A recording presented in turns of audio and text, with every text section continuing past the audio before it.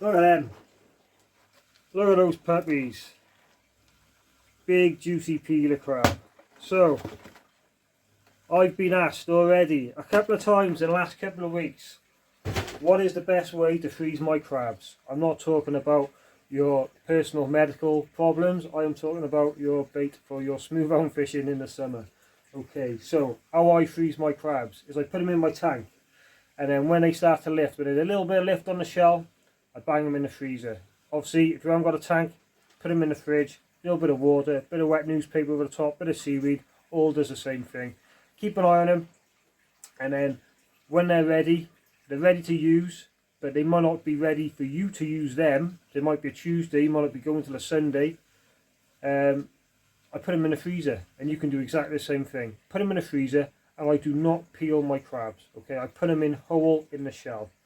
The reason I do this is as soon as you peel a crab, you start releasing and breaking down all the fluid in the crab itself. So by freezing it whole in the shell, you're keeping the exact integrity internally of the crab 100% whole and consistent and in good condition.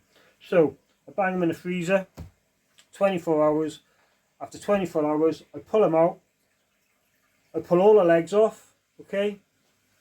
And then what I do is I put them in my freezer bags and I vacuum freeze them, because I might not be using them this Sunday, I might not be using them next Sunday, it might be 3 months time. We're April at the moment, and I might be using them in July or August. So when I put them in my freezer bags, first thing I do is I get rid of all those little sharp bits. All those little sharp bits on the corner, okay? I just tap them off, like so. So they don't pierce the bag when I freeze them down, okay? So what's the benefit of this? Freezing your crabs? Well, for one, when there's millions of smoothhounds in the Bristol Channel, there might not be any crab available in the shop. So it's really important to keep your bait managed, alright? And bait management is a real important bit if you want to be successful as an angler, okay? Whether you're talking about your frozen bait or your worms or whatever, but in South Wales, crab is number one.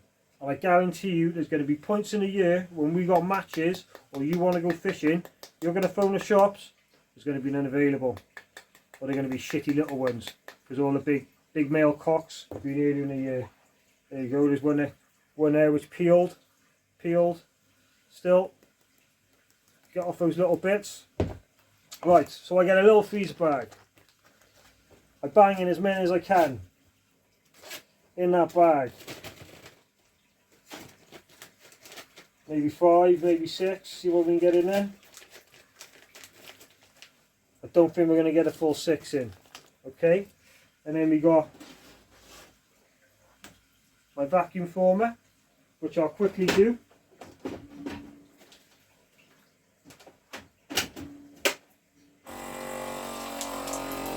Takes 2 seconds, seals it down, takes all the air out, and then what I do is I double bag them. I put them in a bigger bag, and these are big bags which I get 2 uses out of. I cut them in half, seal it, and I get 2 uses. So there we go. There are those 6 crabs you just see me knocking the sharp bits off so they can't pierce that bag. We can then put that in another bag just to make sure these are kept extra fresh. Extra fresh for my summer hounding. So there we have it. Nice, freshly frozen, double bagged peeler crab. All ready for those hungry hounds in the summer. And I'll keep doing this. While there's plenty of crab in the shop, I will do this every week to make sure when the summer comes round that I got enough bait to do me for what I need, okay? And your vacuum sealer, fantastic bit of kit, probably costs 15-20 quid. I've had that years, absolutely years.